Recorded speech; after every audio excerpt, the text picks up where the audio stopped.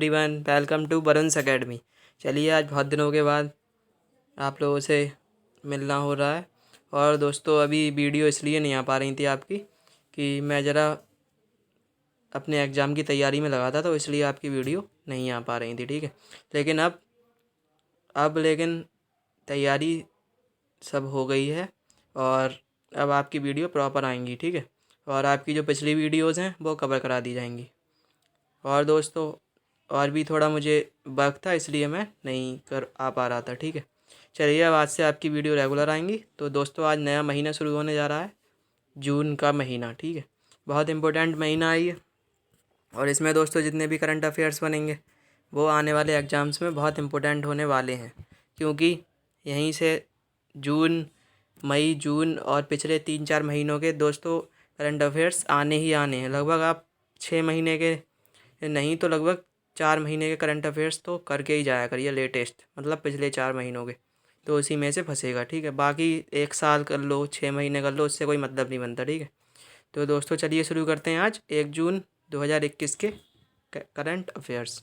तो दोस्तों, पहला क्वेश्चन है, किस महिला भारतीय बॉक्सर ने एशियाई बॉक्सिंग चैम्पियनशिप 2021 में स्वर्ण पदक जीता है? तो ये दोस्तों जीता है आपका पूजा रानी ने। पूजा रानी ने क्या जीता है दोस्तों? पूजा रानी ने जीता है गोल्ड मेडल। ठीक है, पूजा रानी ने जीता है दोस्तों गोल्ड मेडल। ठीक है, अब गोल्ड मेडल पूजा रानी जीता है, तो ये मैरी कॉम है, इन्होंने क्या जीता है? इन्होंने जीता है दोस्तों सिल्वर मेडल। सिल्वर मेडल जीता है। ठीक है, अब ये जो थी दोस्तों, ये फाइनल में मतलब रूस की खिलाड़ी से हार गई। ठीक है, इसलिए इन्हें सिल्वर मेडल मिला। मैरी कॉम को सबसे ज़्यादा इंपॉर्टेंट बॉक्सिंग में कौन है? Mary com. मैरी कॉम ने दोस्तों, मैं आपको बता दूं कि मैरी कॉम ने इंडिया का कोई सा ऐसा अवार्ड नहीं है जो जीता ना हो। ठीक है, तो आपको ये ध्यान रखना, राजीव गांधी खेल रत्न पुरस्कार और पद्म भूषण, पद्म विभूषण, तो इन्होंने सब अवार्ड जीते हैं। ठीक है, खेल से संबंधित भी और वैसे भी हाईएस्ट सिविलियन अवार्ड भी जीते हैं इन्होंने। ठीक है, तो आपको ये सब याद रखना है। और इनकी दोस्तों आत्मकथा है, उसका नाम क्या है? तो इनकी आत्मकथा का नाम है दोस्तों अनब्रेकेबल, मतलब कभी रुकना नहीं है। तो इनसे सीखना चाहिए हम लोगों को। ठीक है, और दोस्तों चलिए अब चलते हैं अगले क्वेश्चन की तरफ। उससे पहले एक बात और बता दूं दोस्तों, एशियाई बॉक्सिंग चैम्पियनशिप, इसका जो हेड क्वार्टर है दोस्तों, ये 1946 में बना था। और इसका जो हेड क्वार्टर है दोस्तों वो है लौसाने, स्विट्ज़रलैंड में। ठीक है, तो आपको ये याद रखना है, स्विट्ज़रलैंड में इसका हेड क्वार्टर है। चलिए चलते हैं दोस्तों अगले क्वेश्चन की तरफ। तो अगला क्वेश्चन है दोस्तों, किस देश ने 3 बच्चों की नीति की घोषणा की है? तो दोस्तों 3 बच्चों की नीति की घोषणा की है चीन ने। अब इन्होंने 3 बच्चों की नीति की घोषणा क्यों करी?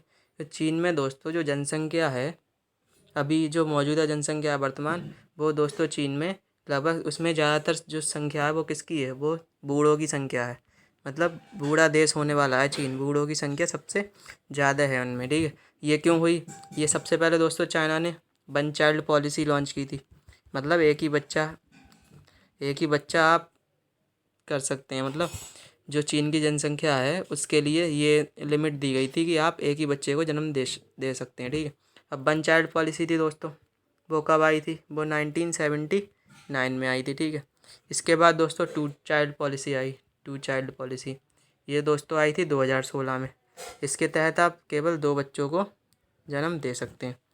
ठीक है, अब क्या हुआ दोस्तों, अब 3 चाइल्ड पॉलिसी आई। ये इन्होंने इसलिए लॉन्च करी क्योंकि चाइना में जो बूढ़ों की संख्या है वो ज़्यादा है जनसंख्या में, टोटल जनसंख्या में, तो इसलिए अब 3 चाइल्ड पॉलिसी लॉन्च की है। मतलब 3 बच्चों को जन्म दे सकती है कोई भी औरत से ही। ठीक है, तो अब इसके लिए 3 बच्चों की लिमिट हो गई है। ठीक है, और ये इसलिए की गई है क्योंकि चाइना में जो युवा हैं उनकी संख्या कम है। और सबसे ज़्यादा युवा कौन से देश में है दोस्तों? तो सबसे ज़्यादा युवाओं की संख्या है दोस्तों भारत में।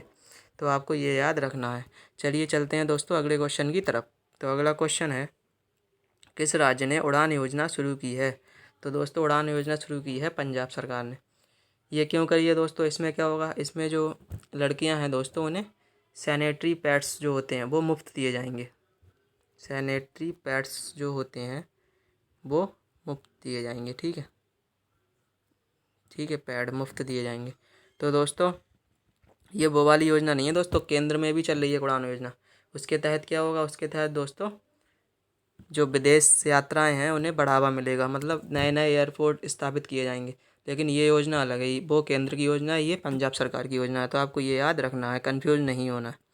चलिए अब चलते हैं दोस्तों अगले क्वेश्चन की तरफ। तो अगला क्वेश्चन है दोस्तों, नासा अंतर्राष्ट्रीय स्पेस स्टेशन में कितने टॉर्डीग्रेड्स भेजेगा? तो ये दोस्तों भेजेगा 6000 टॉर्डीग्रेड्स। कैसे भेजेगा? टॉर्डीग्रेड्स होते क्या हैं दोस्तों? टॉर्डीग्रेड्स दोस्तों एक ऐसा जीव है जो बहुत ठंडे स्थान पर भी रह सकता है, मतलब कितनी भी ठंड पड़ रही हो वहाँ भी रह सकता है, या बहुत गर्म स्थान हो, मतलब बहुत गर्म पानी हो, या बहुत ठंडा पानी हो, मतलब कैसे भी वातावरण में वो सर्वाइव कर सकता है। ठीक है, तो आपको ये याद रखना है, टॉर्डीग्रेड्स क्या होते हैं? ऐसे जीव होते हैं वो किसी भी वातावरण में सर्वाइव कर सकते हैं।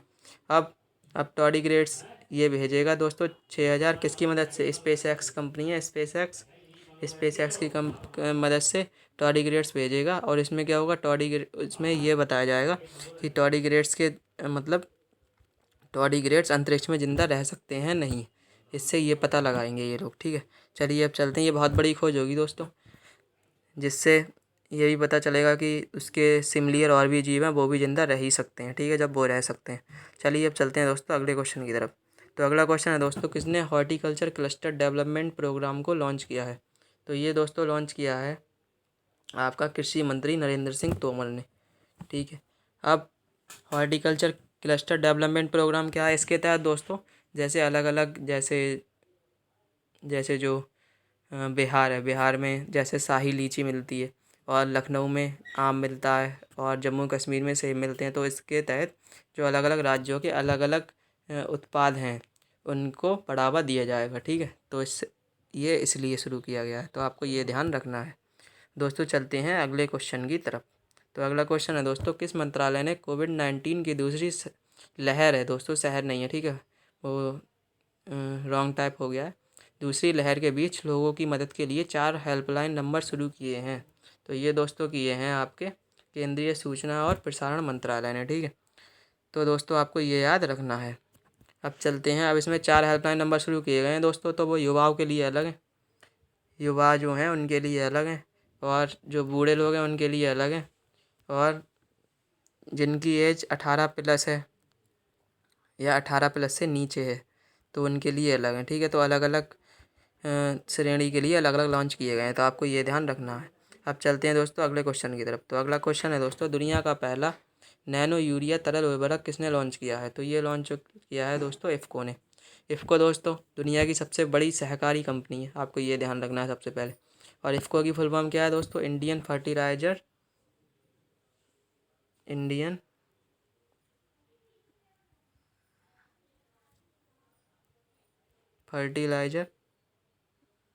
Farmer fertiliser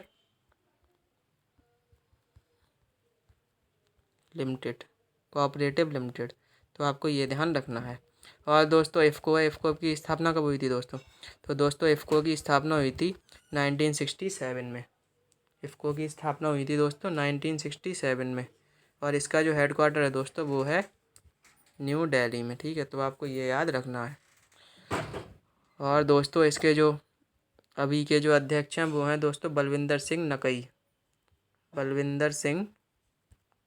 नकई। अब आपको बता दूं ये नैनो यूरिया क्या होता है। नैनो यूरिया दोस्तों वह यूरिया बनाया है वैज्ञानिकों ने, मतलब इफ़को के जो साइंटिस्ट हैं उन्होंने वो यूरिया बनाया है दोस्तों। तो नैनो यूरिया के तहत दोस्तों क्या होगा, नैनो यूरिया ऐसा यूरिया है जिसमें क्या है, एक जैसे हम लोग बड़े बड़े कट्टे लगाते थे खाद के, बड़े बड़े पैकेट, अब आपको वो नहीं लगाने की ज़रूरत है।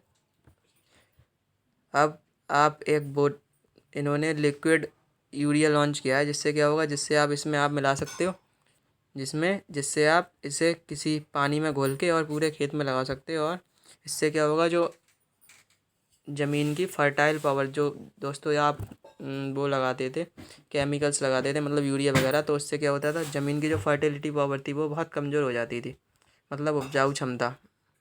तो अब फर्टिलिटी पावर जो है वो भी इससे प्रभावित नहीं होगी। ठीक है, तो ये आप क्या करें, एक कट्टे की जगह छोटी सी शीशी लगा दीजिए और काम आपका हो जाएगा। ठीक है, तो ये हानिकारक भी नहीं है, ठीक है। तो आपको ये याद रखना है।